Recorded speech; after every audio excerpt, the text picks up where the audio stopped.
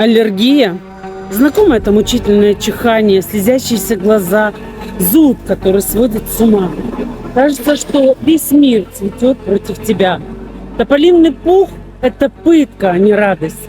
Горло дерет, нос не дышит, глаза пухли от слез. Жизнь превращается в ад. Заперт в 4 стенах, лишен радости. Сколько можно это терпеть? Хватит терпеть. У меня есть пошаговая, выверенная система, которая поможет тебе взять аллергию под контроль. Ты сможешь снова дышать полной грудью, наслаждаться природой и жить полноценной жизнью. Хочешь узнать подробнее?